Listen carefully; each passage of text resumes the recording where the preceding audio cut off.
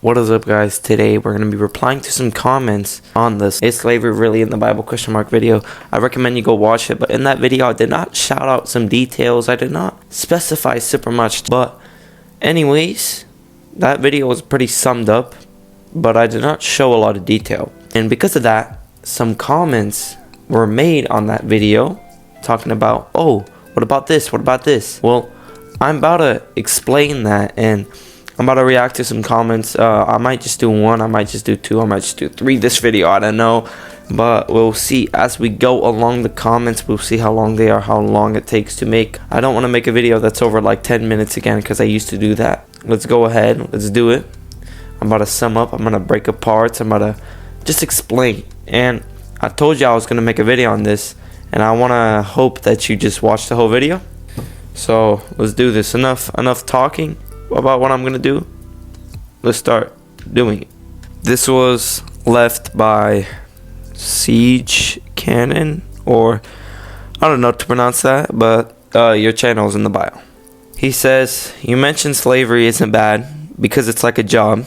I don't remember. I think I did compare it to a job. I'm not sure though. But anyways, let's keep going. Because they get paid. Yeah, they got paid. Exodus chapter 21, verse 20 to verse 21 states, anyone who beats their male or female slave with a rod, if the slave dies as a direct result, they must be punished. 21 states, but they are not to be punished if the slave recovers after a day or two, since the slave is their property. Tell me, does any of this sound just to you? Let me clear up that verse, or those verses. Anyone beats their slave, male or female, with a rod, they must be punished if the slave dies. The word for punish there is, how do I say, my first language wasn't English, nor was it Hebrew, so I don't know how to pronounce it, but I will show it right here on the screen. Is specifically used regarding the death penalty. So if they beat their slave with the rod and the slave dies, they should be sentenced to the death penalty. Sounds reasonable. Next verse says they're not to be punished if the slave recovers after a day or two. So they're not to be put into the death penalty if the slave doesn't die. That's reasonable. Also, a couple verses after that, verse 26 and verse 27, it says if the slave master hits the slave in their tooth or eye and damages their eye or chips their tooth, the slave is to be set free. So we're shown by those verses, if you abuse your slave is to be set free. Now this verse does not contradict that. It says if a slave dies from the master beating them with a rod, the master should die. But if the slave does not die, the master should not die. But the next verses show that the slave is to be set free. And then he says, also, if I have a job, I'm there on my own will. I can decide at any point to never show up again. I compared slavery to a job because you get money. I think I did. I don't remember if I did. Please watch the video and tell me. I don't know. I don't remember. But anyways, that doesn't matter right now. I mean, it kind of does. So I am there by my own will. We know that you are there by your own will. We know that because it says if you're poor and you decide to sell yourself. Also in the Bible it says you cannot kidnap someone. You cannot kidnap someone. So we know that you get there on your own will, and God does not allow kidnapping. We know that we get there on your own will. Now we know that you have to pay off a debt, and we know that you have to gain money. God says you don't have to stay there for more than 6 years. 7th year, you're to be set free and no cost is needed. I can decide at any point to never show up again. Well, we know that slavery is a big thing. We know that it's to pay off debts. We know that it's to gain money. And God says to pay off your debt, you have to stay there for 6 years. After that, you don't need to stay there anymore. But God says that's like the maximum. So if the slave master is really kind enough, he can set you free. But anyways, here in Exodus 21, verse 1, I think it's verse 1, verse 6, he states, Now these are the rules that you shall set before them. When you buy a Hebrew slave, he shall serve 6 years, and in the 7th he shall go out free, for nothing. If he comes in single, he shall go out single.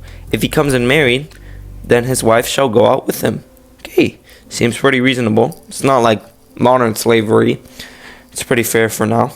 If his master gives him a wife, and she bears him sons or daughters, the wife and her children should be her master's, and he shall go out alone. So we know that if he's, let's say, 2 years into the 6 years that he's being there, say he's 2 years, 3 years, maybe even 1 year, maybe even a couple months till going out. The slave master, let's say, buys a slave, which is a female, gives the female to the man's slave as a wife. They also have to be there for 6 years, because we know the master is probably not going to let them free earlier than that. And the master only has a right to leave them there for 6 years.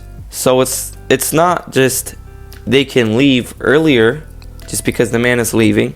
They also have to stay there for 6 years. So let's keep going. But if the slave plainly says, I love you, my master, my wife, and my children, I will not go out free.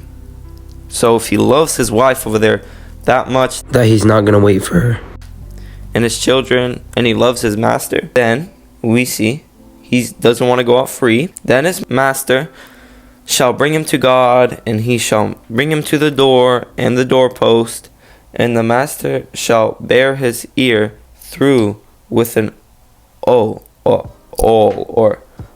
like promise, and he shall be his slave forever.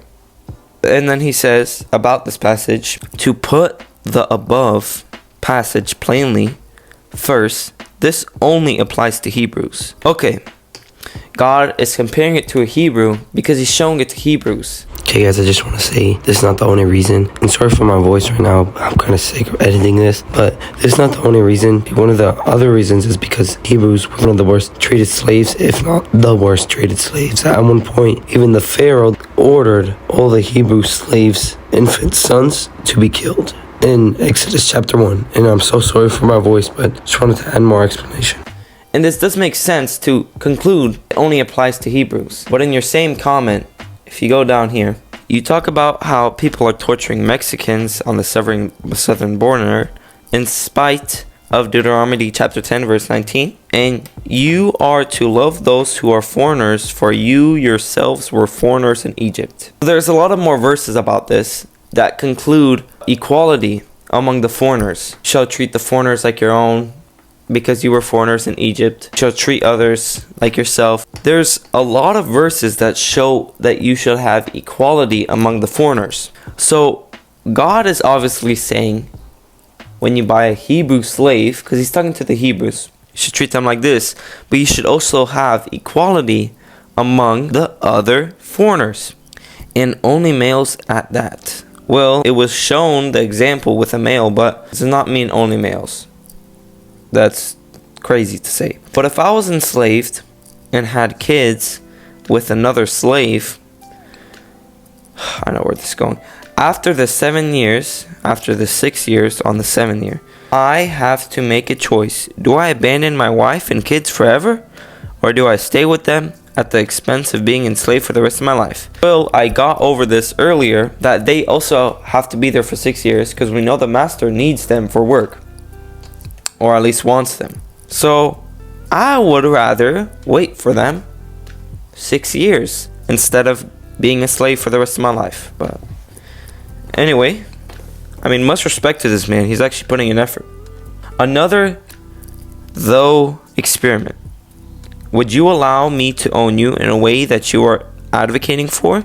In a way that I'm advocating for getting money, getting a house to sleep, getting food?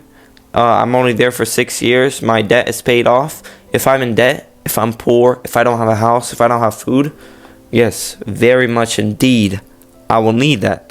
I mean, nowadays we have more jobs, better jobs, but still, I would do this. Would you be okay with me also owning your girlfriend, wife, and kids? Well, if they're another slave that the master just bought, and they are going to stay there for 6 years, I mean, I have to wait for you guys. I might love you guys, but what if I'm going free? I would much rather wait for you guys instead of being a slave for my whole life. But I mean, that's my choice, and I would choose to wait for you guys with the same set of rules. I mean, God isn't wanting you to have slaves. He knew we are gonna have slaves, so he set a pair of rules to make it more fair. That's all God is doing here. Would you be okay with owning someone with those rules? I do not need people to work for me. Again, as I just said, God does not make people become slaves. He does not teach people to become slaves, but he simply tries to make it fair with these set of rules if you're gonna own slaves, and he knows those people were. And finally, the reason we bring up slavery in the Bible so much is to point out how terrible of a book that is for morality. The Bible is not a book. It is a set of books, and multiple books talk about rules for slavery. I said that on my own behalf, replying to his comment, because he said the Bible is a book. It's a book, but it's actually books. That's what Bible means. The word Bible means holy books, holy scripture, not one book. But anyways, much respect to you. And he talks about, questioning gods, calling them monsters. I mean, God is just trying to make slavery more fair. I don't see anything wrong with that, because he gives us free will. He's trying to make slavery more rare. He even once freed us from slavery. The Israelites, he freed them from slavery. A lot of part of the comments is much respect. He's pointing out good things in the Bible, which is actually pretty good. But anyway, let's read the last part of his comment. This is why the books actually isn't a guide to morality, and the people who use it as a Budgonian, I don't know how to pronounce that, are also bad. Be better than that. Well, I just showed you how that isn't that bad. I showed you the translations. I showed you the meaning behind those things, and I showed you how it isn't that bad. God is not saying slavery is good in any way. God is simply showing a set of rules to make slavery more fair, because it's a really corrupt thing, slavery. God doesn't like slavery because he owns you. He doesn't want other people to own you, but he knew that we're going to have slaves either way, so he tried to make it more fair. That's what the law is all about. It's a 20-minute video. I don't know how I'm going to edit this, but anyways, guys, God bless. Amen.